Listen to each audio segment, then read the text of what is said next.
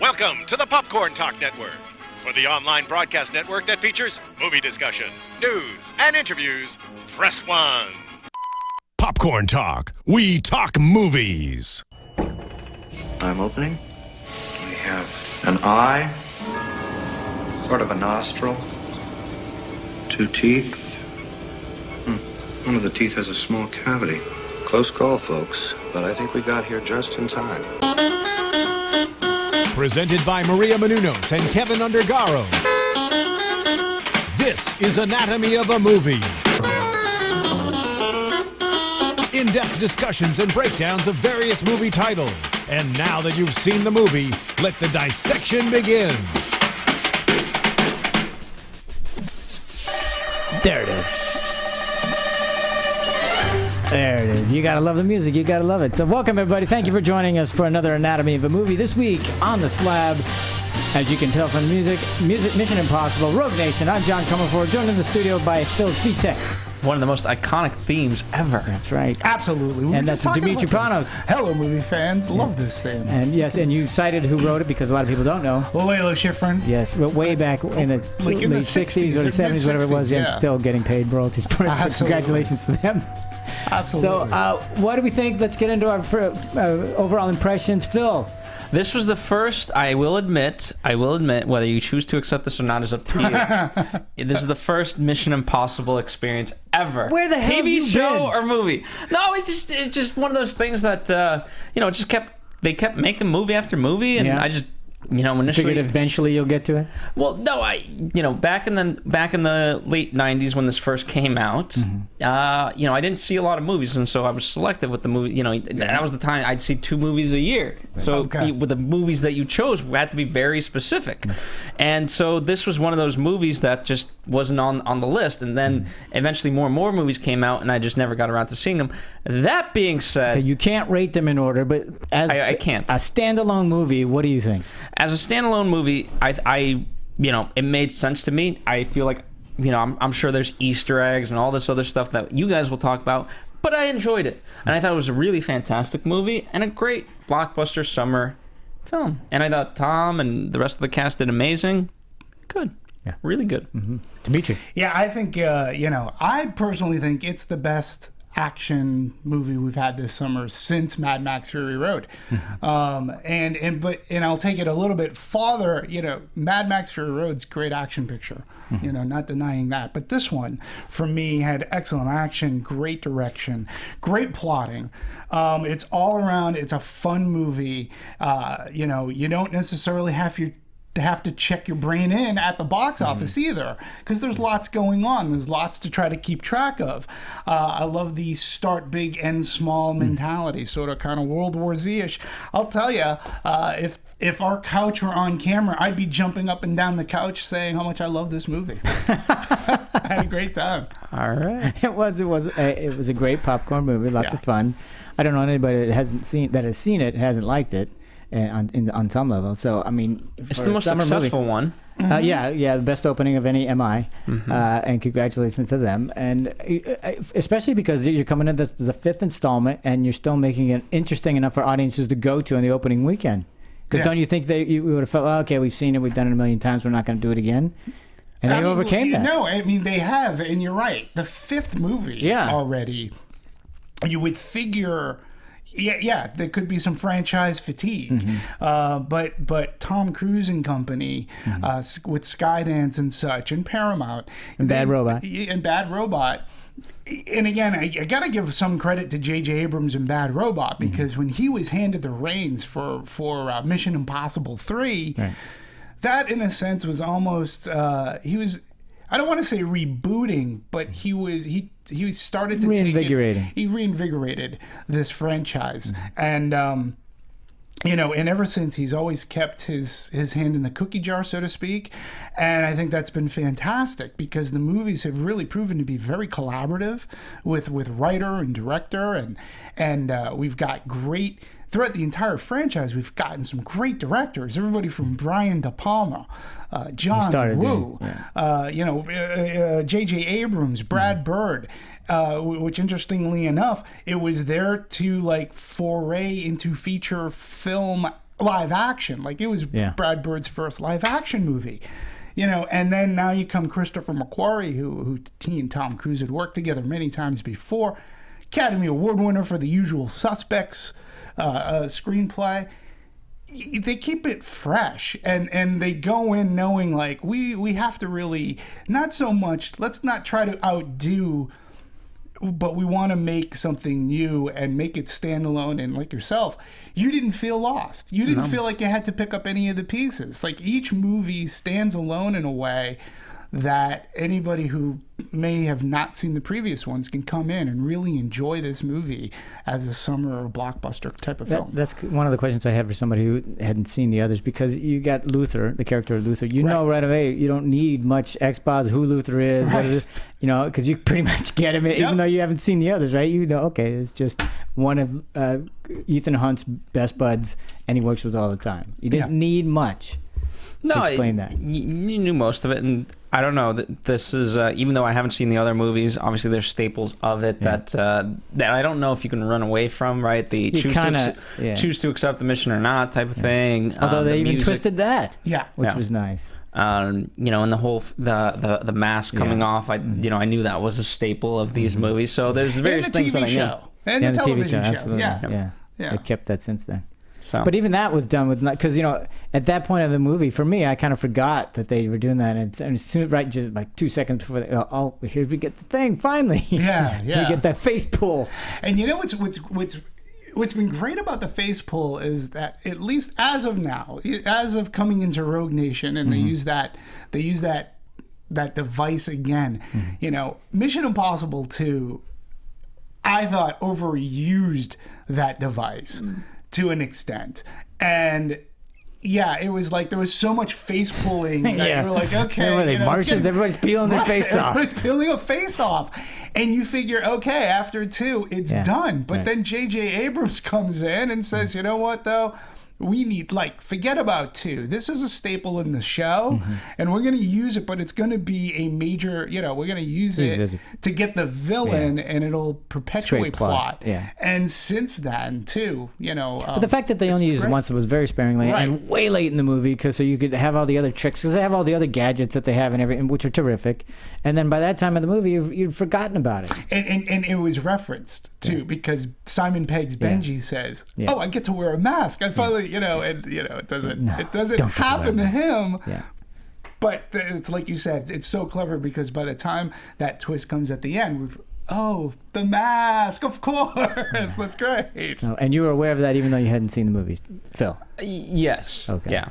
So that you just, for some reason... I think it's... I don't know how it seeps into the knowledge. I don't know if I sought it out in some sort of way, or it's just that unavoidable. I don't know 100%, but like I said, I mean, it's Mission Impossible. Whether you've seen them or not, the music hits, you know what you're in, and you get what it's on. You understand what it's about. Yeah. All right. Well, let's talk about the story per se. Obviously, Christopher McQuarrie is credited with writing it, and they had other writers on to begin with. Pierce was one of them, and who else did we have? We had 2 other writers, but he had the final credit. Go ahead. No, I beg your pardon. ahead. I thought you were going to say.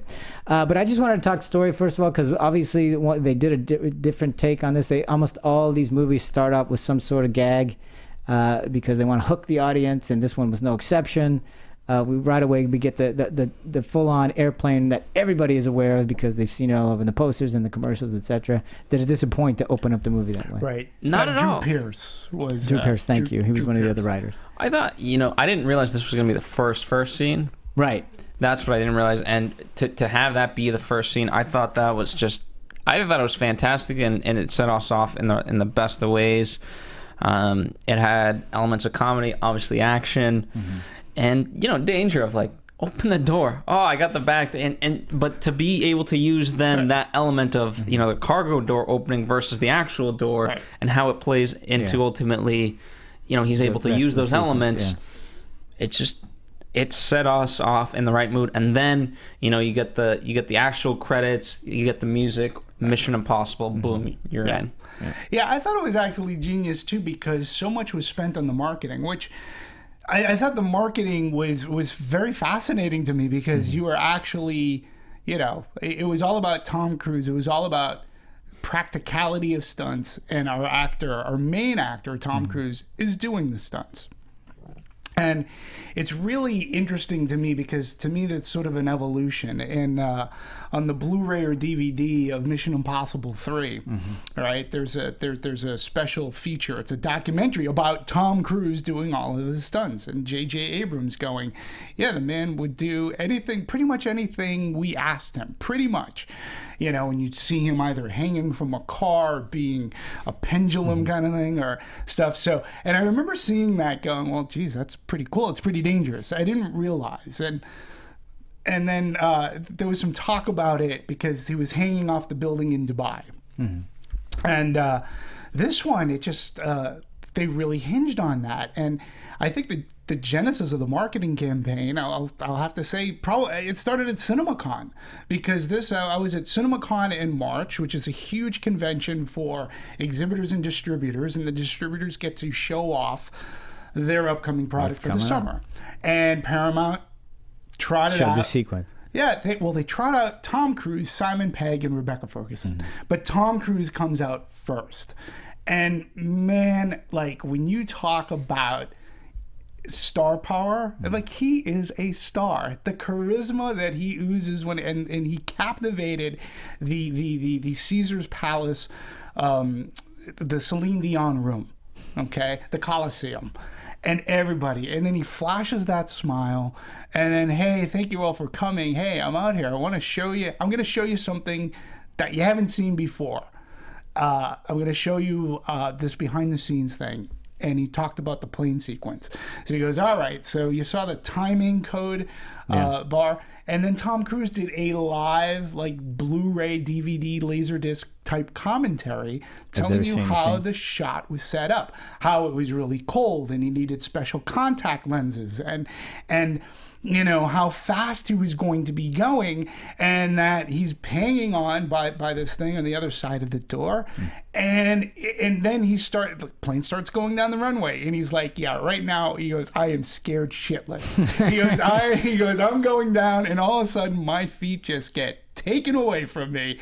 They slide off the wing and I'm hanging on. He goes, and I'm fearing for my life. And at the same time, I'm trying to think, all right, the director and the editor, they're going to need a shot of me doing this. He's thinking about how they're going to edit the movie while he's being carted up.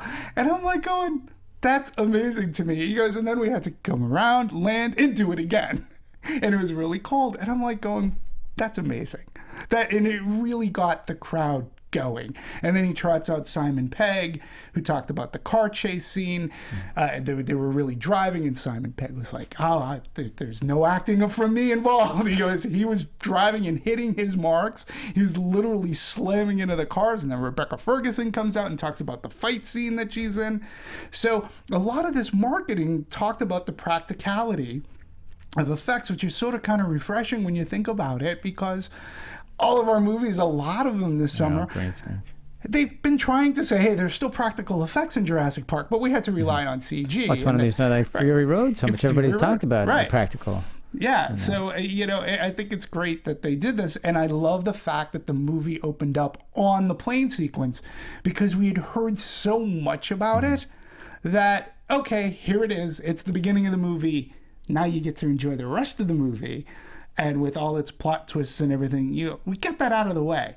I thought that was brilliant. And, I wasn't tired of seeing the plane sequence at the beginning either. I was like, oh, here's that sequence. And, it plays out a little bit more. It's terrific. The only thing I missed, I really wanted to see him fly out of that. I wanted to see the parachutes take him out, but we cut too soon. We didn't get to see that shot, because I'm going, they probably didn't get that shot. Didn't you want to see them? I wanted to see him go. I wanted to see the parachutes. I wanted to see, oh, damn. That would have been a much harder shot to get. I don't think any insurance company would have probably not had that. Yeah, probably not been able to do that one. That would have been a nice one, right? Yeah. Because I was thinking, he's doing that. Why not? Let's see the next one. Yeah. But we didn't get that. And again, I have to, I think that J.J. Abrams, starting with 3, that was really the first one that interjected a lot of humor. Yeah, this one had a lot. And this one more had, so than the others. Yeah. And I think in a movie like this, Is it because it's just Simon Pegg in general? Well, it helps, but even without, I mean, just Jeremy Renner and Ving Rhames talking in. You had to bring this car. You had to get this car to chase. I mean, there's just those moments like that were fun. And they Even normally with Alec wouldn't. Baldwin. Yeah. Stuff too. Some Yeah. dialogue. Oh, welcome to the CIA. Yeah, exactly. Yeah, it's Welcome good. to- Yeah. Because they normally, in the other ones, they didn't have those. Yeah, the kind of first two, not exactly humorless. No. But they didn't. No, they didn't. They didn't make it a point to go for the joke. Right. I don't Yeah, recall well, I that mean, anyway. in terms of Alec Baldwin, I think he's more ball busting than anything, and Yeah. I think that's why it's funny. 'Cause- Yeah. And he's just so incompetent in general. No, that was his character. We're gonna find this guy, and then immediately 6 months later, it's gonna be a matter of days. 6 months, no, you didn't. Yeah, that's how You're good he incompetent. is. Yeah, and then Cuba when he's in Paris, it's like, yeah, okay. Yeah. That was to show how good Ethan was. Yes. And Jeremy Renner, he was just, his interaction with him in general was just the snarkiness. Again, I can neither deny or confirm. Yeah.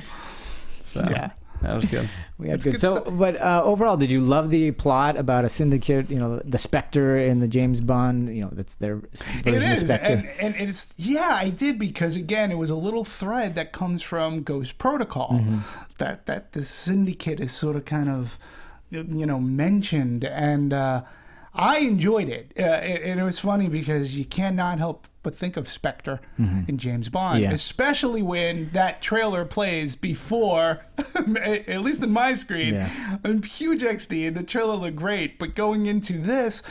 Yeah, I really, not only did I like the way that it was plotted, but it had good plausible twists. And how did they, how did this guy, Lane, stay ahead of Ethan Hunt and Then control everything over a year. Yeah. For over a year, and you had a really solid villain that. So I'm going to disagree with that point. That would be my Really? okay. Because I'm not saying that he wasn't in terms of plot. Because he had this great plan and all this other stuff. I should qualify that by saying I just don't think they give him enough to do, and it was like, he shot a guy once. I didn't think he was as diabolical as I wanted him to be, or and then the reason why he was doing it was kind of just thrown in. It was like that to me was kind of a misstep. It didn't really have a lot of gravitas. I think in lieu of Age of Ultron, any reason was a good reason for the villain. No, because Age of it was just so stupidly didactic for me. Whereas this, I didn't. At least it made more sense. And they built a whole kind of coalition around that premise. It wasn't just him. Yes, he was the ringleader, but there was other people involved, and it made it. It gave it a structure and a world. Yeah, no, that part's great too. But I'm going, okay, so he got all these former agents to join him, and what was how did he do this? Just money that got them to do it? Are they following some sort of because his raison d'etre was because he wanted to get back. He wanted, retribution. It was kind of like, what? So all these agents are just going to follow him? He's a very disgruntled guy. Yeah, But where I give it credit is that, and where it's a bit different from Bond, is that there wasn't the whole world domination kind of a thing. Yeah, I know that. Which can get trite and silly. And I don't know. I thought as a villain, they played more to his intellect and smarts and staying one step ahead, and knowing that he could impose danger, and very violently if need be.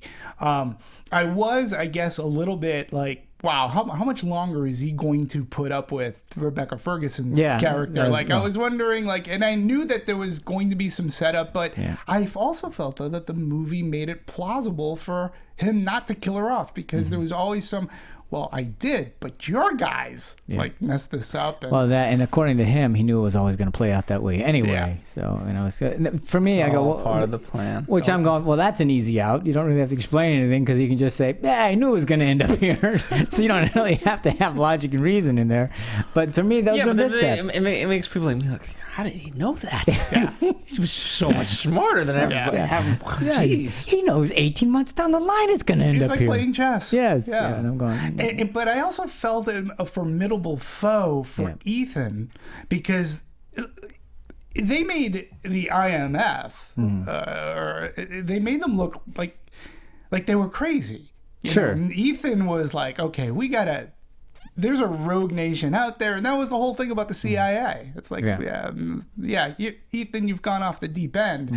And everywhere you've been, something bad has happened. Right. So, I mean, that part was plausible. But they even set Ethan Hunt to maybe be a little unbalanced, okay? To be a little like maybe all these years of work are finally getting to him, and like maybe he's imagining certain things. And even Ethan Hunt is like, he questions himself a little bit in this movie, and that's what I like, because there was that frailty and that fallibility that he could have, and seeing his secretary get shot, and a lot of people have died. Have come close to dying while Ethan Hunt has been on the job, and he's been double-crossed and everything. So you sort of kind of get that he might be a little off, and he's starting to second-guess himself. And I think that led to a very emotional, like a great, moment when the bad guy, sort of gets it, but doesn't get it, but gets captured. And I love that in the end. I did too, but for me, there were a couple of missteps for me in the setup, because I don't think they did a strong enough tie between Ethan and his secretary to make that look like it's a personal thing. Because it was a secretary, but that was just kind of, they just threw that in there. I'm going to shoot your secretary. I didn't know it was a secretary. What? Yeah, secretary? I didn't know it was a secretary. So they didn't really do that. So, because had it been more of a personal connection that you could have experienced and seen, then you would have seen his impetus for really going after this guy, other than the obvious, which is just killed somebody, an innocent person. Right. But if it was a personal thing that you got to know and experience, that would have been a much better hook for a driving force for him, as opposed to, because it was like just thrown in. That your secretary. They didn't. Wait. No, and I that was agree a weird thing. That I'll give you that. Because I was like, his secretary. I just thought she was part of the IMF. Right. And she was an agent. Yeah, but and he doesn't want to see an agent down. But exactly. But it would have been nice if they had given us a personal moment between the two. Then we would know how deeply that would affect him emotionally. But we didn't get that. And then the other thing, I thought he's in the room, and an agent. He doesn't have a gun. He doesn't carry a gun around to get out of that room. I mean. The smoke-filled room and stuff like that. That's it? That the great Ethan Hunt gets screwed by a closet? Yeah. Hey, I was like, okay. How did the villain get screwed by? No, I agree. So, but that was, But it was just kind of, what? All right. Justice. But the other thing, too, with Ethan Hunt, if you're going back, especially to 3, you had the Kerry Russell character who like, at least there was dialogue, because he sort of kind of trained that character, and she dies within the first 10 minutes of the movie. Yeah. Sorry, Phil. Right. But it is something. 10 minutes. That's great. Yeah, but exactly, that's my point. But it is something that you completely know plot. Yeah, that's mentor protege kind of thing. But we do know that Ethan Hunt has said, I've been tracking these people. They exist. Sure. I've been tracking them down for a year. Yeah. And this is how, like, they've, and again, before the show started, it was a very nice twist to the Ethan, should you decide to accept this No, that was mission? great. I love that. I love the that twist. Was great because too. it's like, what? Wait a minute. Yeah, that was terrific. It's like, they know we exist. Yeah. We know they exist. And they're still making me look like I'm crazy. And the other thing that I thought was strange, as Phil pointed out earlier, is that the CIA for 6 months can't find Ethan. I mean, obviously Ethan's an amazing agent, clearly, but it's like, really? You can't? You've got nothing? And the other point about that story is they have, that for some reason they make Alec Baldwin say, look, so we're gonna go after him. And basically they're going to, I forgot what the term they used, but shoot to kill is basically the order. And I went, okay, but then they don't track it. Nobody's going after him. There's no agency or no agent that's actually going after him. So I was like, why did they even bother setting that up if you're not going to pay that off? I think the payoff was that he's that good. Well, I mean, that's just what and I went along with it. I thought it was fine, and I thought the way they played it off in terms of the lie detection tests and, the part was fun. Yeah, they had lots of fun. But what I don't like was Alec Baldwin saying, okay, because for me it said, oh my God, he's sending agents to kill him, and then no agent shows up to kill him. Well, because they're somewhere, they're in a different country. I agree, but I go, that's my point is, then don't set it up, because I'm sitting there waiting for the thing, and that never comes to fruition. I'm going, well, it comes to fruition when eventually, they're back at the board meeting, and like, why did you do this? But you don't need that, because you don't need that plot device to do that, because you set something up that you don't pay off. I don't know. It ultimately didn't bother me. Yeah. Well, because I wanted him in more jeopardy. I wanted him his own. More jeopardy? Yes, because I wanted his own people coming after him. Yeah, I think they were. But we didn't get to see any of that. They never showed we got it. They to never see them in Cuba. Yeah, But here's the thing. after he gives the license to kill, nothing. And it's like, don't bother, don't set it up, because I'm going, you already showed him to Cuba. They got to be pissed that they missed him. And I'm thinking, now he's got not only the bad guys to get, but he got his own people that are coming after him, and nothing. Again, I didn't necessarily mind, because what I loved about this movie was the internal struggle of him of even if he got these people, right? So forget, he's trying to prove to, whether the CIA or his own people that this is real, or even to himself. Yeah. It's that, okay, does this even make sense? Because it's never an evolving cycle of this stuff. And I really like that. And so, it gave weight to that, versus if now all of a sudden we got to deal with actual CIA agents going after him. I think it would have been great action, don't get me wrong, 100%. But I love that this can be more than just an action movie. Yeah. Well, and I'm saying it would have been more, because then you'd have more factions, more conflict, more drama, because you had great conflicting agencies, and what side are you on, and all that. That was terrific. But then you could have the external forces of those conflicting agencies coming at you. To me, that would have been a much more exciting and interesting movie. Because even though I like this movie, it missed on that, because it also missed on the idea that they do this great thing. Well, they said this thing about, okay, so he's got Rogue Nation, and he's creating this syndicate, and for what purpose? And then that just to get back. And I'm going, but I don't think they really tied in. What's the effect? How's it going to affect everybody? What was the jeopardy there? I mean, yeah, I know that they bombed this thing and they dropped that plane and all that other stuff. Yeah, they were clearly acts of terrorism that were like, smoke and mirrors to point to somebody else, but they were clearly behind it. They were the Spectre. Yeah. They, in a sense, they were Spectre. And it didn't bother me that we didn't have more of the CIA scenes and them coming after him, because they did mention in the movie, it's like, where Lane is one step ahead of me, I am going to be like 10 steps ahead of the CIA. I know how they're going to operate. So that didn't like bother me, because again, it really did streamline our picture too. And it focused on Ethan Hunt's plight, and then getting the team back together. Now, I enjoyed this part as well, because it wasn't Ethan Hunt looking all over the world to get his team back together, where he had to, extract them from something. No, like Benji says. And that to me was a great scene where Benji's like, no, Ethan, you don't get to send me away. Like, I lied for you, and like my life is on the line. He goes, they're gonna peg me as a traitor. And he goes, no, I choose to be here with you. You've been a great friend. And for me, that scene was like, again, we don't see that in action movies all that much. It's usually the person trying to get the team back. Right. This is the team wanting Ethan Hunt back. Plenty of those things. Yeah. And Ving Rhames was great to see.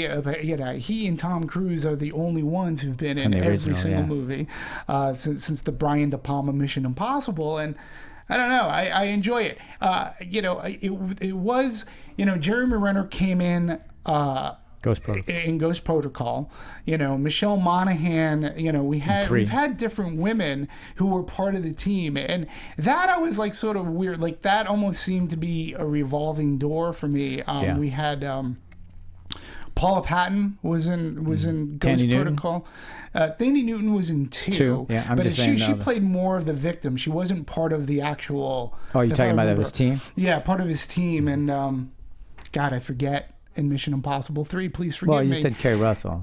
Kerry Russell was. Yeah, she was part of his. She pretty much helped the plot of the movie, but he had. She was in like the Nikita movie television series. I forget her name. Wonderful Asian actress. I forget her name. I'm sorry.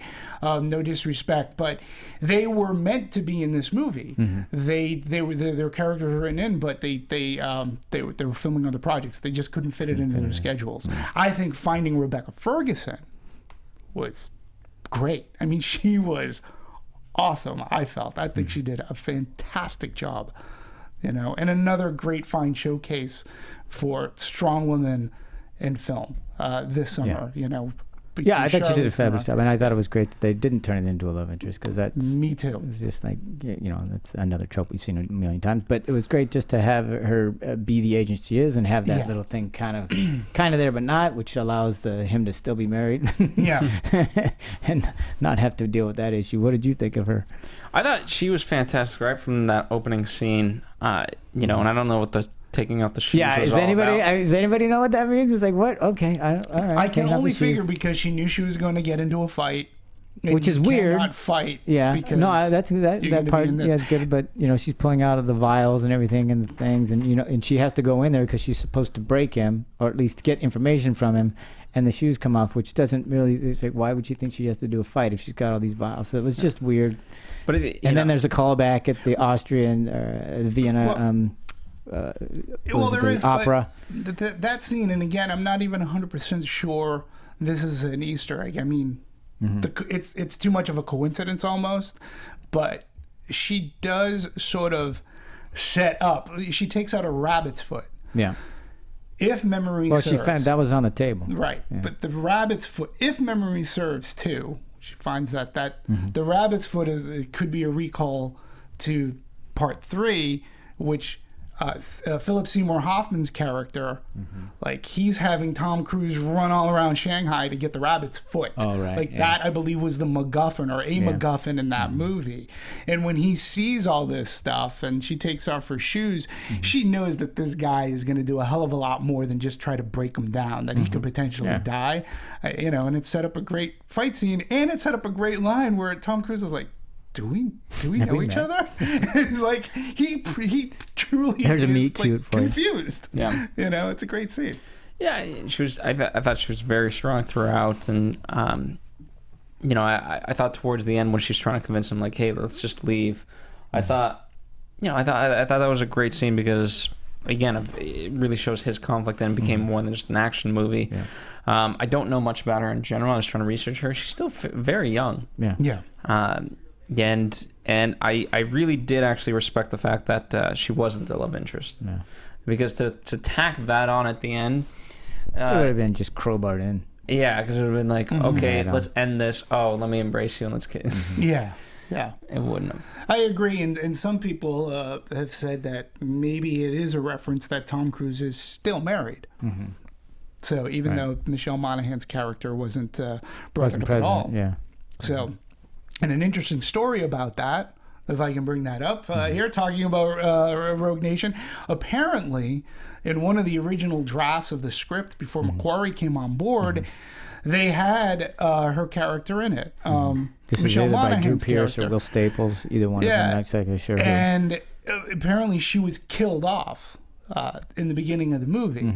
And McQuarrie saw this and like just redlined it. Said, "Nope, not gonna happen." He's like, and when asked why, I love his reasoning. He goes, "Alien 3. That's why that didn't happen." He goes, "I went in to see Alien 3, and within the first 5 minutes, they killed Newt." Yeah, He goes, Newt, by the way, "Newt's is the dead." character, the Newt little girl, is and the little Aliens, girl. Alien 2. I should- That Sigourney saves. Ripley becomes a surrogate mother too, and if you've watched Aliens, you spend a good 2.5 hours, sweating it out for the survival Poor of Newt. Newt, Hicks, and Ripley.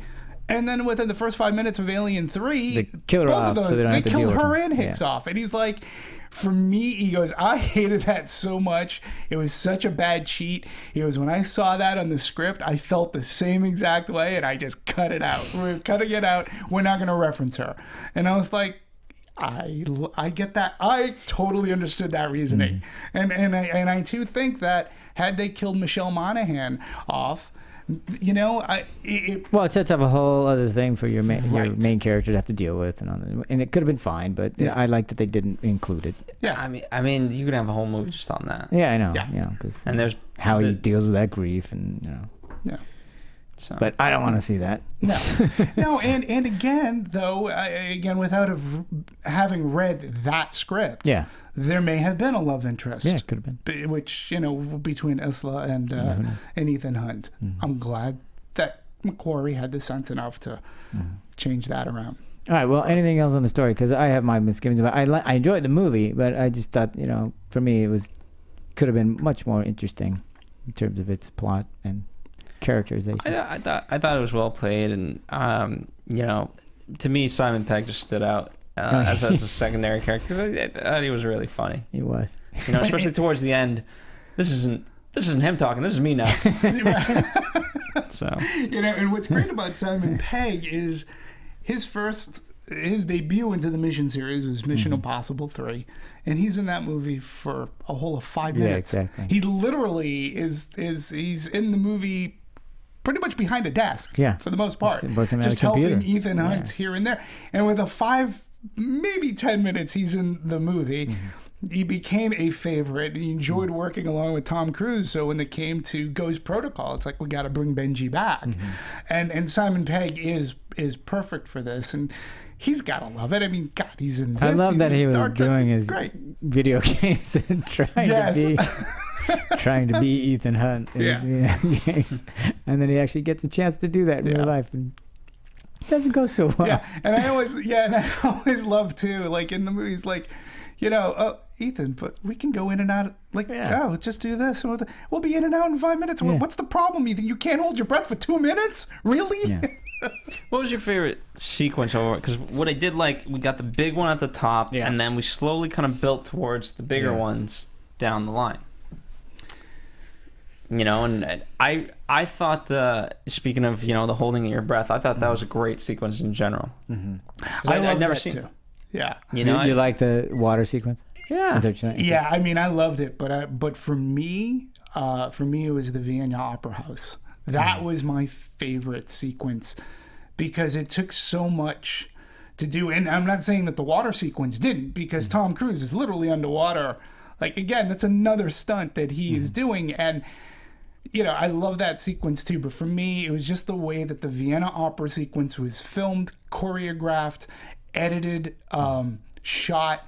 I just loved all the pieces of this puzzle taking place and what it sets up and how it educates an audience to certain things. That to me was my standout sequence for me. John? And there's great stories behind that filming that sequence as well. So I don't know. My favorite sequence. I think I liked the chase, the cars and the bikes, only motorcycles. Mostly because of the humor involved at the end, and the guy coming up to the upturned car, and he's got pulling the gun out, boom, and the SUV takes him out. It's like, I like those. That was great. The reason why I didn't fully like the Vienna scene is because it all felt all for naught. Oh, because they didn't get the thing. Well, no, because he died. Yeah, exactly. Way, It was the fail-safe. So it was like, we watched. Oops. Yeah. Oh, we came so close. Yeah, but and obviously that's going to be the movie, but in general, yeah, they have to fail. But again, if you think about it, and McQuarrie himself had said that was probably the most difficult sequence that they had to shoot. Okay. Yeah, and a couple of things. They did actually film at the Vienna Opera House, but they only had a couple of days to do so. Yeah. So they had to go to a sound stage that's mostly reserved for like for band, for concerts, for rehearsal for concerts. So it was this huge sound stage, and they built the set from floor to ceiling. So the catwalk in which Tom Cruise is in is literally 60 feet up off the ground. They thought about lowering it, but they said, nope, this is only going to work. We're going to have it 60 feet up off the ground. And when you think of all the pieces to go together, like Ralph McQuarrie had said, he goes, Chris McQuarrie, I'm sorry, Ralph McQuarrie, the artist. Yeah. My apologies.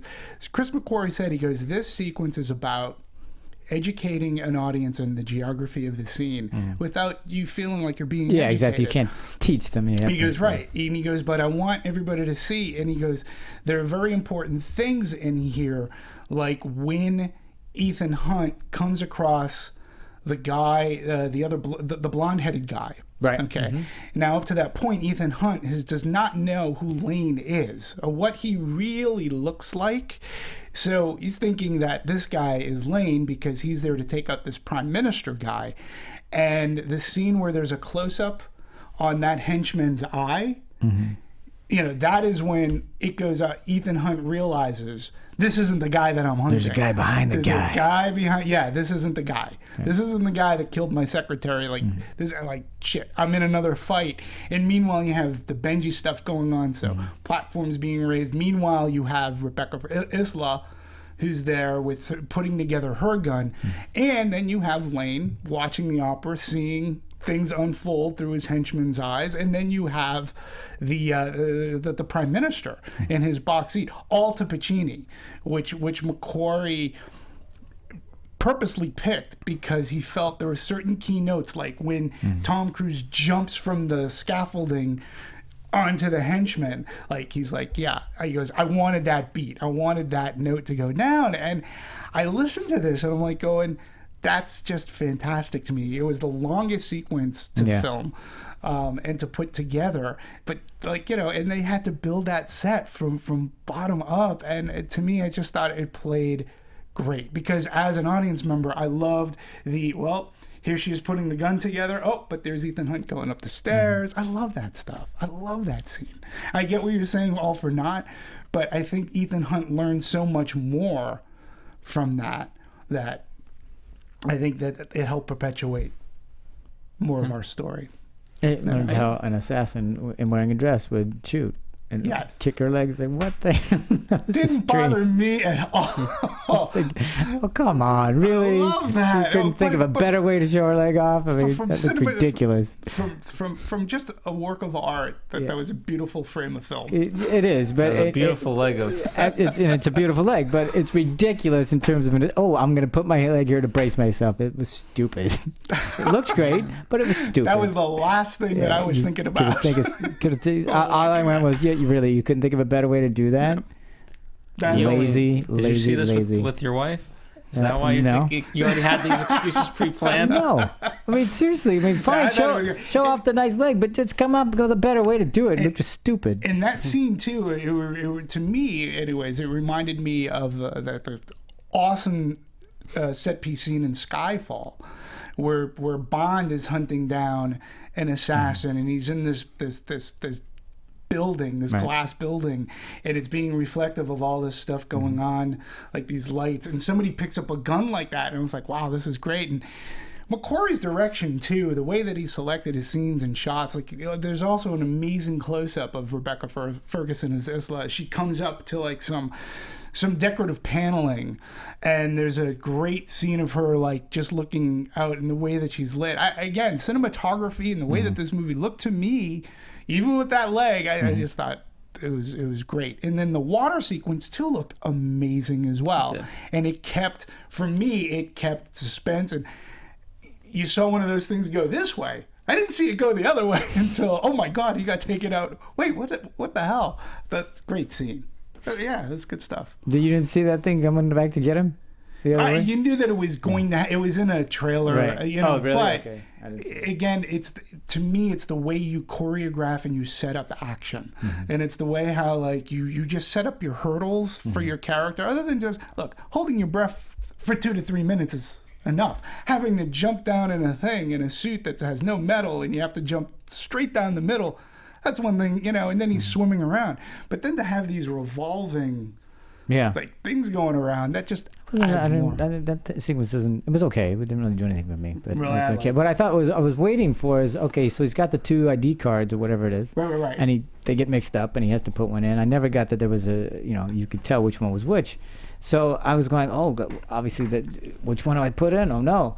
I only have this one. I have to put it in. Yeah. But then I was waiting for the moment after it was all done when he lets Benji know what he did. That was a 50-50 chance. Right. But no, we didn't get. I was like, what? You didn't tell Benji that? That would have been a great thing for Benji to hear.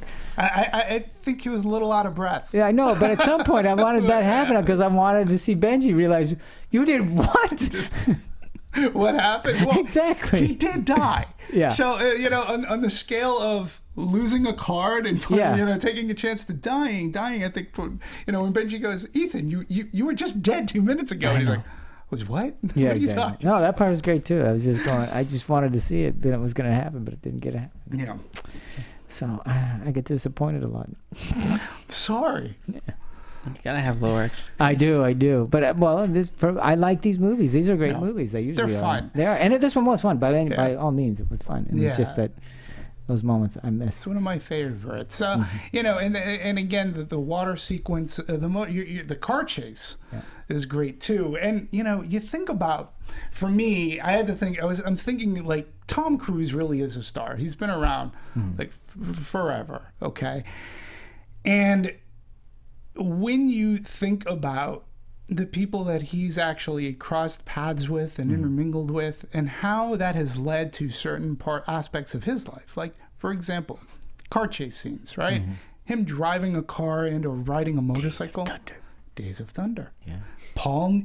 He also meets Paul Newman in his life, and Paul Newman hey, come on, I'm going to teach you how to drive stock car. They became good friends, and he learned how to actually do stunt driving, like doing that. I forget what they call the term, but it's when you lift up the brake and you do a spin. So E-brake turn, I don't know. It's something like that, and he knows how to do this stuff, and that to me, it really, when you think about it, it really does add that. By the way, if you do want, Winning, the Paul Newman documentary, has a lot of Tom Cruise and Paul Newman footage. Yeah. It's actually really great, so check out that documentary. It's available on VOD. That's great. I will. So, and you go, wow, because of this, Tom Cruise, through his later on in life, has been able to parlay this stuff. And then he really does take his filming seriously. He does. By the way, I get there's like the Scientology side of Tom Cruise, and everyone always goes to that, and then there's the Katie Holmes side and whatever. But this guy, I've never heard anyone say a mean thing about him. No. Ever. And I don't think that's a coincidence. I don't, there's some people who can act nice and whatever, but I think he is that type of genuine nice person. Yeah, outside of maybe some of the women in his life, but you're right. The Scientology thing aside, so long as, I've never seen him hurt anybody with the Scientology, and I don't know what's going on behind closed doors between whatever. I don't follow that stuff. I don't care about that stuff. I don't care about him jumping up and down on a couch telling the world how much he loves Katie Holmes. I don't, who cares? Why is that so, what makes it that cuckoo? Because we've seen other comedians do cuckoo stuff on TV, but that never bothered me. But his stardom really, when you think about his dedication to the craft, and again, just going to Rogue Nation, with him saying, I'm not going to wear a helmet while doing this motorcycle. Now, could there have been, maybe they sped up a frame or two? I don't know. But there is a scene when he was leaning down, so far down, and he's not wearing the knee pads, that he actually is, moving his knee, because he knows how far down he is, and he's not wearing any pads at all. That made the sequence that much more exciting for me, because I'm only going, oh my God, he's going to lose a leg or something. It's the element of danger is. What do you think the insurance on him is? Well, let's speak to insurance, Demetri, since you happen to have some. Because he actually. Well, I don't have numbers. Especially about the airplane. I believe it was the airplane stunt, if I'm not mistaken, that caused this, right? They don't specifically. They talk about the airplane stunt and him driving, but believe it or not, he fired the insurance company on this movie. He was one of the producers. Yeah, and basically, you have your stars, you have these huge film productions and budgets that's hinged on the star, so a lot of insurance is taken out on them. Tom Cruise enjoys doing his own stunts, as we learned from Mission Impossible 3 special features. Really great stuff. So when, you can't really combine the two, and sometimes a star will get away with doing a fight scene or something. Like The Rock says he's proud of doing a lot of his own stunts, but you got Tom Cruise, and when you have a stunt that is too dangerous and the insurance company says, we won't insure the film. Nope, we're not going to insure it, we're not going to allow him to do that, and then Tom Cruise basically says he fires him. It's like, oh, well, if you're not going to allow me to do that, we're going to get somebody else. And now it's somebody else. And to me, that's again, it's the power of Tom Cruise. And he says, look, I can do this. He's confident about himself. And his whole thing is listen, whether I'm hanging on a building in Dubai or whether I'm on an airplane, if something goes wrong, dead is dead. I'm dead regardless. It's gonna be, so I want to be the guy that's up there. Now again, that's really not thinking too much about the rest of the people who need jobs for like the next 8 months. But still, I respect that he's willing to do that. Look, I'm not that kind of a thrill seeker.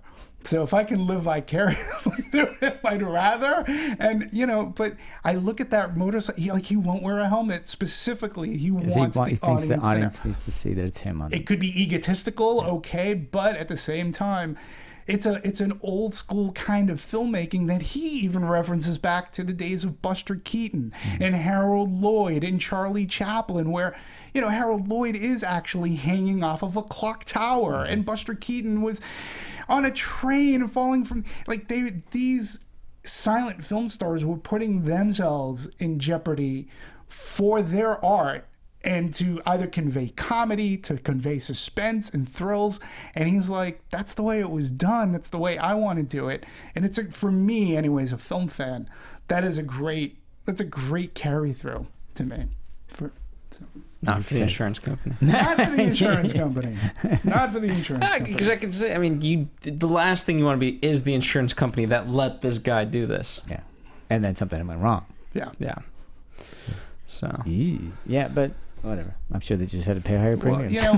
But we do hear stunts go awry. Sure. There's a horrible tragic case that's continuing that took place on a trestle bridge, and stuff. So yes, we know that stunts can go awry, and I just actually appreciate that Tom Cruise.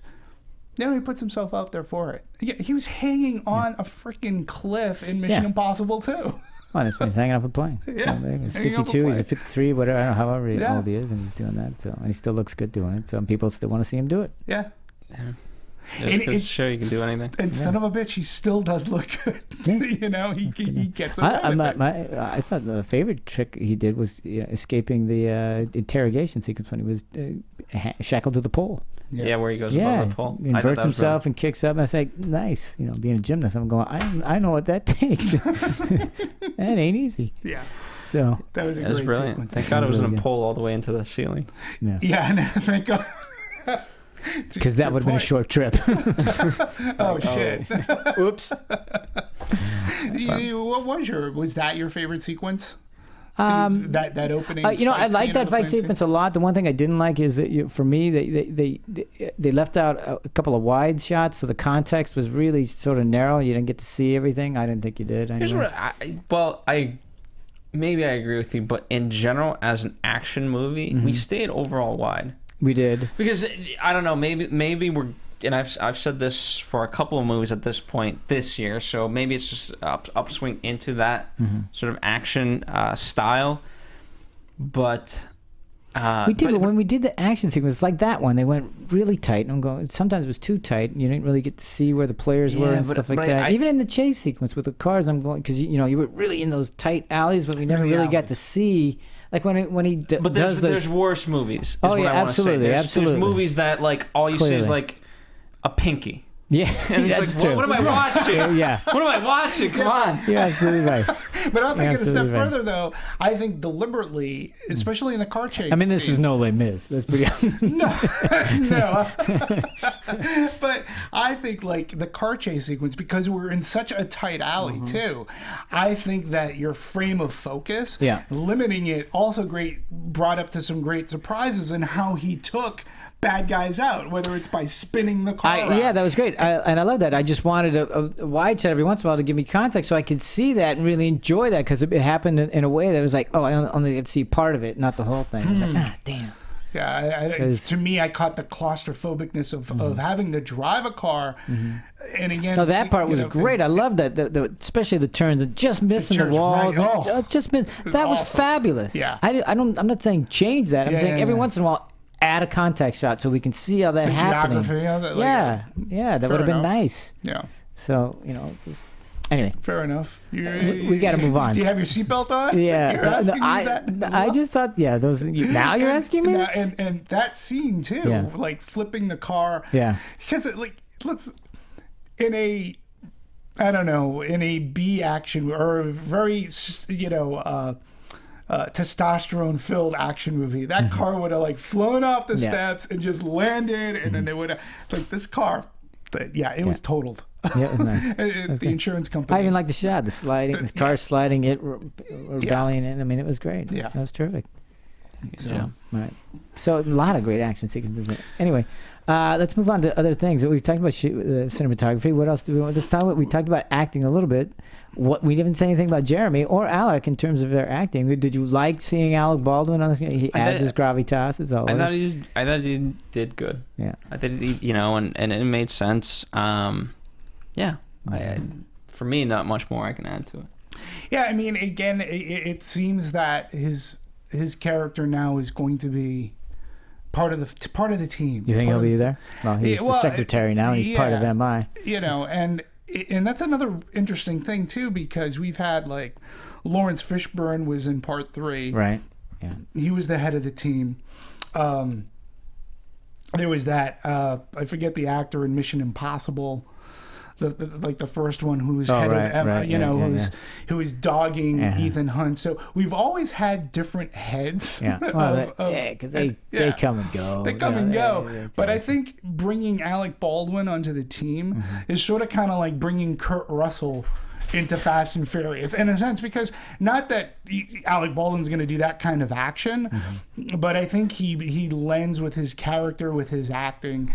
There can be some humor involved, and the way that he and Jeremy Renner, their give and take was one. That was fun. I thought that was a lot of fun, and obviously it seems Jeremy Renner is really happy to be where he is. Yeah, thanks. You do all the running. I'll kind of not sit back. Yeah.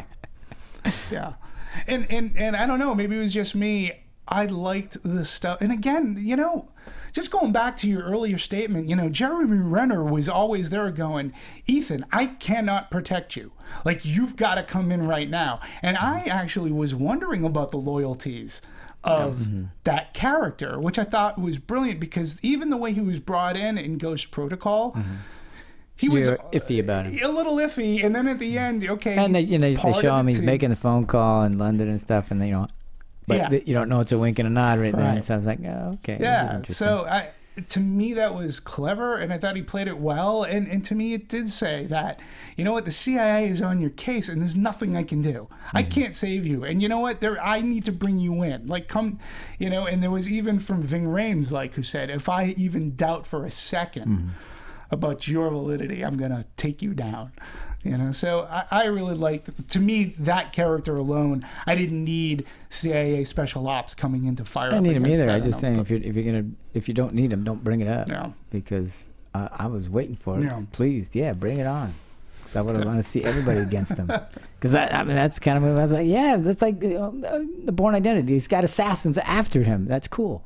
But see, I look at Mission Impossible a little bit different from Bourne. I'm not saying it's. I'm not saying make the same movie. I'm just saying you can make that work. Yeah. And if you're gonna set it up, then make it work, or don't set it up. Interesting. That's my thought. Fair enough. Because it would have been fine without it. You would have still had a great action movie. You just don't. For me, it's like you set it up and like, oh, good, we're gonna get to see everybody come after him. Okay. Oh, we didn't happen for you. Okay, so that's all. All right. Because I don't think they needed it at all. But if they were gonna. If they did it, it would have been cool too. I want to add something too, because to me, I was thinking about this while watching this. Mission Impossible, especially this one, somewhat gadgetry. But gadgety, right? Always is, yeah. Right, but to me, it's interesting because James Bond, on the other hand, has taken they've sort of kind of. Well, there's been an evolution in their gadgetry. It used to be all, right, but literally, especially with the most recent ones, beginning with Casino Royale, right. The gadgetry has not, it's sort they've of taken it a down. seat, which is great. Part of it's. I agree that's the trend of James Bond, but also you have to. I mean, how many movies is this? 45 at this point versus 5. Yeah, exactly. No, I get it. So. You got to mix things up when you got 45. No, I get it, but the dependency on gadgetry in the James Bond movies is sort of kind of tempered down on purpose, which is cool. Which in this movie, I sort of kind of like that we have a little bit of gadgetry. I love their keys. Yeah, the keys are awesome. Amazing. Yeah, that was great. But really? Yeah, I like Whoa. that. And not only the keys, but he had a ring that would go around.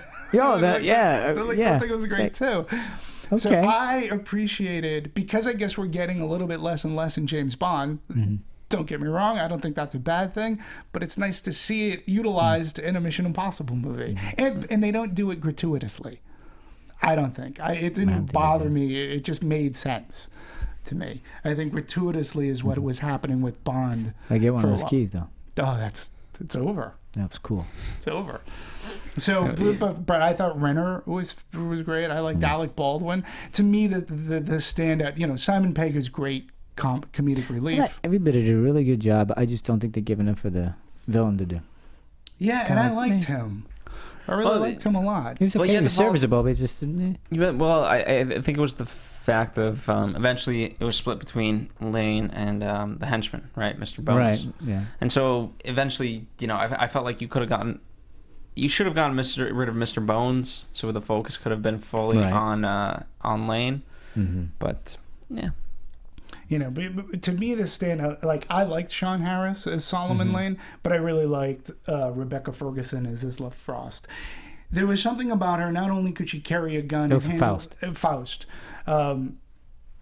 I enjoyed that she could carry a fight scene, look good, like she could handle a gun, and she sold it on screen. But then again, when she's being duped, like, there was her vulnerability as well. And she was playing off of anger after, like, my own country is screwing me over. Like, what am I going to do? And I especially enjoyed at the end, her words with Ethan Hunt. Like, I like that. And they make it appear that she's going to be in one way, shape, or form. Yeah, I would hope part so. of the team. I think she earned it. I thought she did.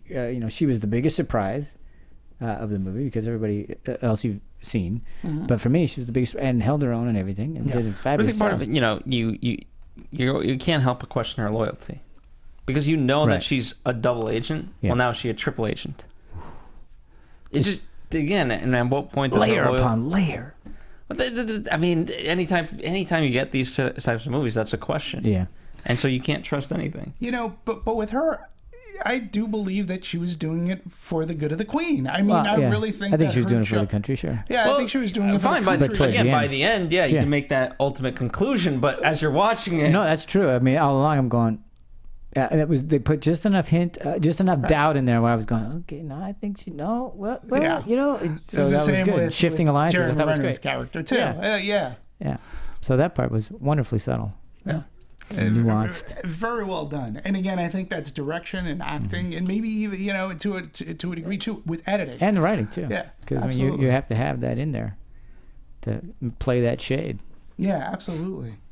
So, and then, we can talk about Solomon Lane, who was played by Sean Harris, who, I thought as a villain, I thought he was very good. He was steely, cold. I think he has a good look. Yeah, he has a really good look. I don't know what it says about him, but I thought he had a good look. Yeah, and ironically, he didn't even want to be in the movie. He didn't? He didn't want to be in the movie. Why not? Maybe that's where the cold look comes from. To me, this is...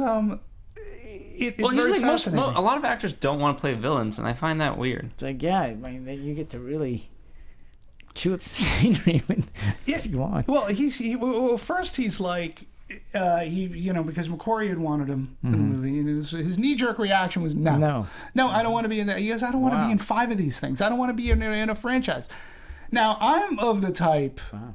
Like everybody else is dying to get in. I enjoy work, and it's great that he can. And this isn't a judgment on him. This is my own personal thing. It's like, wow, I can get 5 movies out of this. Yeah, well, he might be as an artist. He's saying, I want to have a varied palette. But what else are you doing? Yeah. What's keeping you so busy? Like you can't do one of these movies every other. But okay, fine.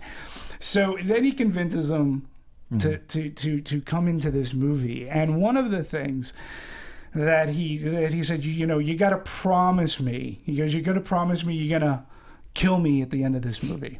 He goes, promise me. He goes, because, please don't bring me back because I don't want to be in 5 of these movies. Oh, you just say no. Well, how's that? And then he doesn't kill him off. Sean, I've got bad news for you. It's really not up to you. And it isn't up to me. If the audience likes you, I'll kill you. I can kill you right now. He goes, see this pen in my hand? I'll just kill you. He goes, but when the next movie comes along, you have a diabolical twin brother or a clone. He goes, it's the movie. You're coming back whether you like it or not. and then he even they filmed the scene too. There's some mystery about this. The kill scene? They filmed. Nothing is said other than a scene was filmed with Sean Harris and Solomon Lane, and it was the scene too that on paper it convinced John Harris to do the movie. He loved the scene so much, and they filmed said scene, and then they cut it. It's not in the movie. And McQuarrie said, we cut it out. I want you to see the whole movie. And in the end, when Sean Harris saw the movie from the complete movie, he was like very happy with the way that it played out. Hell, they didn't even have an ending. Yeah, I know they had to redo that. Yeah, it's not even that they stopped shooting. They were working on an ending because Paramount wanted something bigger. Yeah. They wanted it to end with the plane sequence. Sure. And of course. They just have that on end. Yeah. So, and they wanted something bigger, and Cruise and McQuarrie didn't feel that they could have gone that way, and they could have ended big. They fought for this. Yeah, and McQuarrie really fought interesting. to make I wonder it why. more personal. More personal. Yeah, and to me it worked. Okay, did it work for you? Did it work for you? I thought this. Here's the thing. I prefer movies because however it structures, at the end of the day, you want to have that connection, or you want like a wow factor. And yes, you could throw in, and that's why like Transformers. Yes, it makes a lot of movies, but at least in America, the audience is like, oh, it's just too much spectacle and not enough oomph. This, the fact that it doesn't have to have the grandest of all action sequences and still have a wow ending is brilliant. It just goes to show that they've told, a complex story really well. They've done the two. And just to go to action just because you need action, again, it's an easy out. Yeah. Not for this movie. They've done everything so well up until the last point. Yeah. So it worked for you as well. Yeah, absolutely. It to me, it harkened back to World War Z. Okay, if you think about the structure of that movie, and that movie had a lot of overproduction, a lot of film, but that movie starts off big as well. And by the time we're through with that journey, it becomes a very intimate. It's that one Brad Pitt character trying to get this antidote in this hospital, and it's very claustrophobic. So, and you appreciate the emotional punch that has.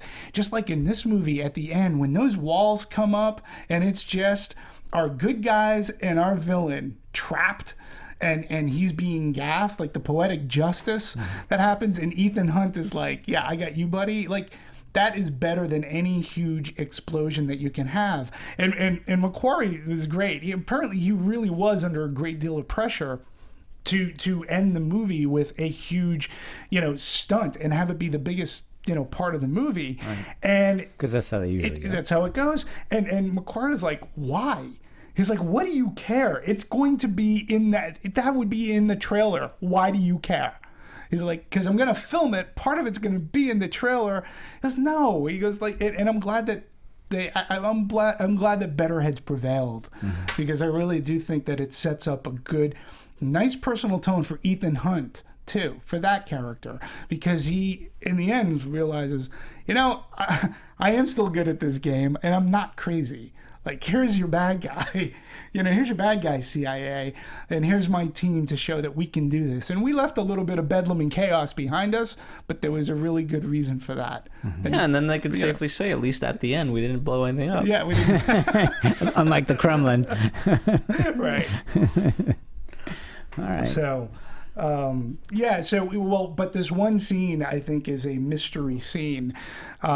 Whether it shows up on a Blu-ray, God, I want to see it now. Me too. And every single in my research, that might have been I wanted to know what thing the that I was scene missing. was. It could. That's funny. It could be it. Yeah. But he doesn't talk about it. So I wonder if maybe they'll put it onto the Blu-ray. I don't know. but there is a scene out there floating or in an editing room or in a can somewhere or in a hard drive that we have yet to see, and it is the scene that sold Sean Harris into doing the movie. Damn. It better be a good scene. Yeah. Can you imagine we see it and go, really? That was it? Yeah. That convinced him? Yeah. So, because I've seen worse. Maybe. All right. What else we want to talk about? Music. We obviously. I mean, music. You got the variations of the theme, right? And that's every time that hits, they used it a lot, but they used it also, ironically, still strategically. Yeah, I thought so. Yeah. And it's face it, when it kicks in, I remember seeing the TV show, the repeats and all that other stuff. You've never seen it, Phil. And I remember loving it as a kid. I mean, we played Mission Impossible when we were kids. Yeah, and how awesome. And this, to me, sort of kind of, because I don't recall the opening music. Sequences. Well, the music, but it was always done to the lit wick. Right. Like going through. Yeah. But what was great, and when you think about this for television, okay, forget about a movie because you sort of have a little bit more time. But in television, in the television show, you're following this lit wick go, and as it's going, you're actually seeing scenes of the episode that you're about to watch. Much like in this movie, much like in the first Mission Impossible movie, you're seeing scenes from the thing. But on television, like you needed to film that, and we gotta put it into the opening credit sequence, and again, I think that I thought the music was I thought it was very well done, very well used, built suspense. It was great. It was there when it was needed and not there when it wasn't. His use of Puccini, which is music as well, I thought was great for the Vienna Opera House, and how he set it up and his reason for using it after learning about it. It made it, wow, that's really cool. He actually did pay attention to the notes that were written on the page, and he wanted to punctuate this scene, and I thought it was great. Great stuff. Well, let's talk about its reception, because we already know number one. Yeah, a Mission Impossible. There you go. And who would think that the fifth one out of the gate would be the number one? I mean, you build over time, type of thing. Really? Because four did pretty well. But I mean, look at Fast and the Furious. Yeah, that's true. So I mean, there's examples of both ways. A franchise can get stale, a franchise can go up. I think this is a great example. And for Tom Cruise, Mission Impossible has been his strongest to date. Yeah, was it his biggest opening, or did he hear War of the Worlds was bigger? I can't remember. That's a good question. I mean, he continues to do these. Anyway. Yeah, I can find that. I wanted to talk a little. You bring up Fast and the Furious, and there is sort of kind of a parallel when you think about it, although they differ in a couple of different ways. Fast and Furious, the second, third one. And what was it? When was it that Justin Lin took over? Was it the fourth? Okay, the second and third ones sort of kind of declined, like Tokyo Drift, and then they had to retool. With Tom Cruise and Mission Impossible, it wasn't necessarily retooling your franchise; it was retooling your actor. Because if you remember, with Mission Impossible 3, and even going into War of the Worlds, I forget which one came out first, but he had all this jumping on the couch, this going, people thinking him as being a loon, and which really hurt him.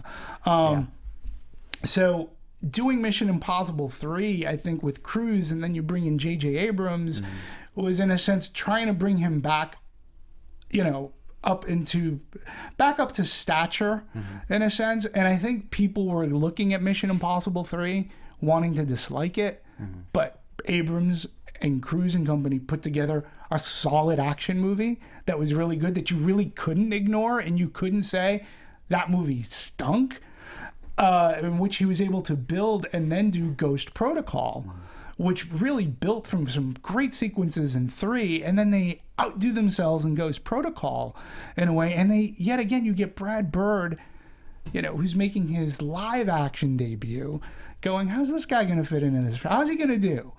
And, I think it's genius, and you set up, yet again, some other great sequences with Tom Cruise. And then, he's been doing some other movies. I think Tropic Thunder really helped Cruise's career as well.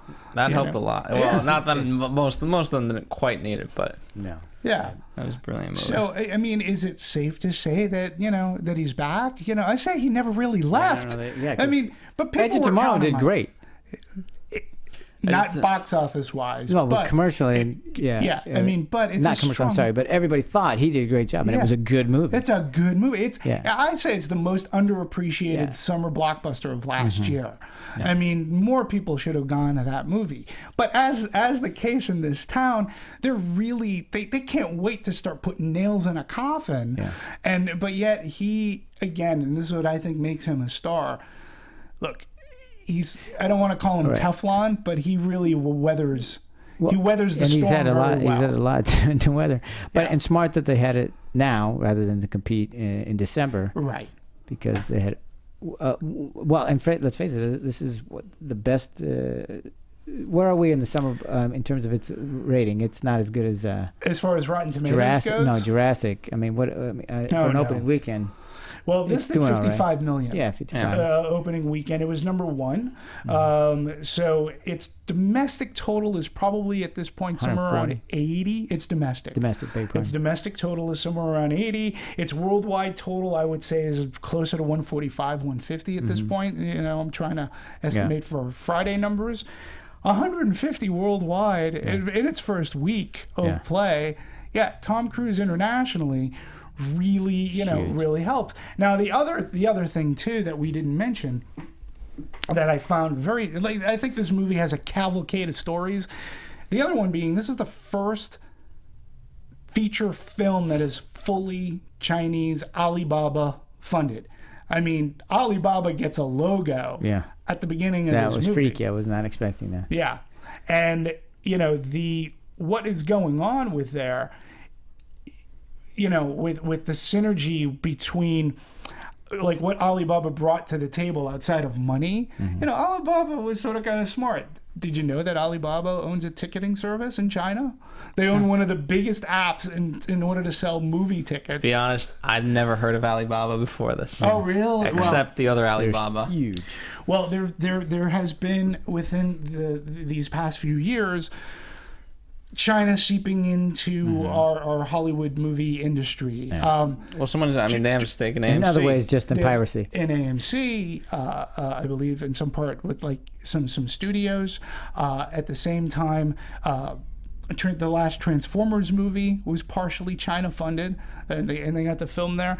But this Alibaba group, which is, they've been kicking the tires in Hollywood, whether they're going to buy like a smaller studio. They've been wanting to make a big play. And this is their Mission Impossible Rogue Nation is the first fully funded from Alibaba and the Chinese. Now, they have a group called Taobao Movie, and they have an online ticketing and advanced seat selection app in China. Okay, so and on top of that, this Alibaba that is tied into mobile shopping app, so people can get Mission Impossible 5 merchandise or any other kind of merchandise that they may want via this Alibaba and this Taobao movies, which to me it's very fascinating, and I'm wondering where this is all going to go for the future moviegoer. You go see a movie, you come out, and the app in which you bought your ticket from is going to say, you've seen the movie, wear the hat, wear the jacket, buy a shirt. Listen to Anatomy. Yeah, listen to Anatomy of a movie, or go buy some milk. Who knows? But it's the start of something. I don't know exactly what yet, but a seed has been planted with this movie, and if these grosses continue, I think. So those are the grosses. Critics are saying he's back, even though he never left. He never left. Saying that he did a really good job. Everybody's liking. They're really touting Rebecca because she did such a good job. 93% on Rotten Tomatoes. Right. And what is it? 75 out of 100 on Metacritic. We got an A- on CinemaScore. A- on CinemaScore, which is really solid for this. The reception is I think it's going to have. And they're already doing MI6. Yep, he's already said I'm going to do it. Yeah. So I just wonder who's going to be back, and I think Christopher McQuarrie is going to. Oh, is that right? I believe he's going to come back. I know they ain't that yet. As well. So, and I know that there's another Jack Reacher. Tom Cruise has said, I guess, there's going to be, he wants an Edge of Tomorrow too. And he wants Christopher McQuarrie to not only write it, but direct that as well. Can Edge of Tomorrow too be? Okay. Sure, why not?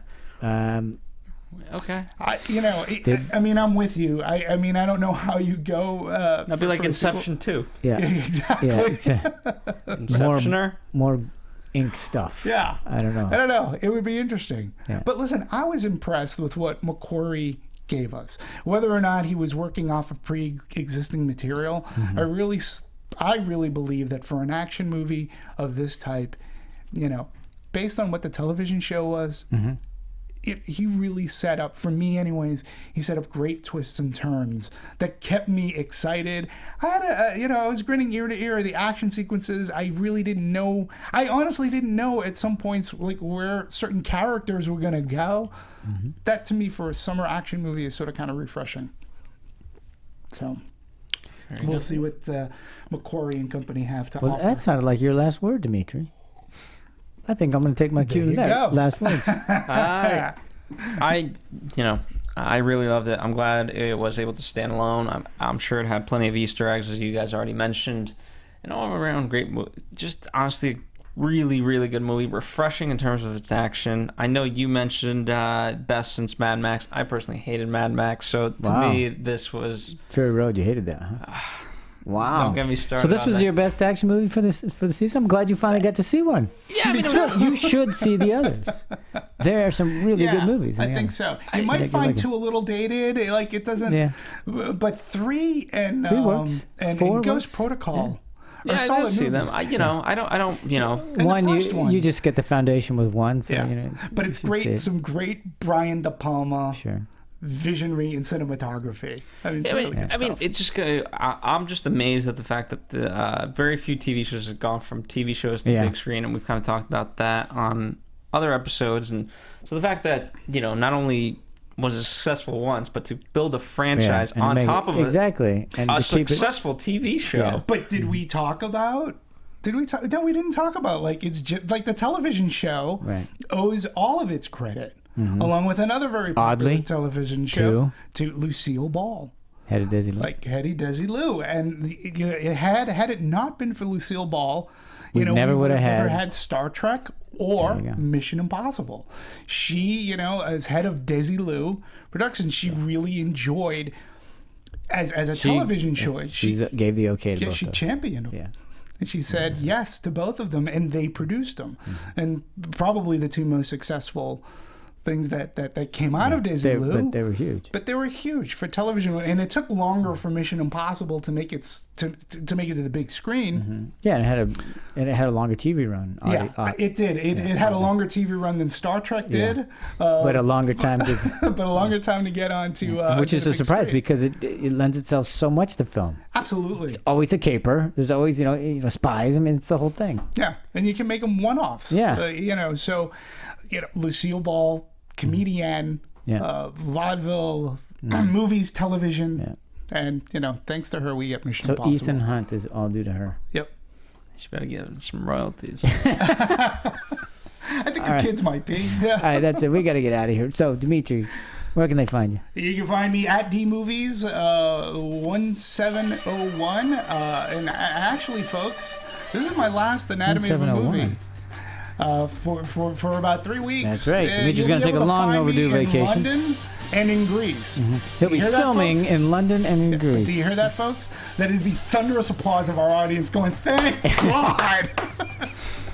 I highly doubt it. I hope. You can follow us here at The Popcorn Talk and Movie Anatomy specifically. And don't forget to check out all the wonderful other shows. Box Office Breakdown. That's right. You want to know how this movie pairs up this week against Fantastic Four? Check out Box Office Breakdown. DC Comic News. DC Movie News, Marvel Movie News, Jedi Alliance, Cosplay Coach, Do Games Make Good Movies, and Schmoes Knows, and so many others. I'm sure I'm missing like 5. Yeah, I know. There's a bunch of them. So please check them all out. That's why we're the Popcorn Talk Network. Maybe somebody will make a movie of one of our things. There it is. And that's it. And you can find us here next time. We'll talk to you. Thanks again. Bye, guys. Bye.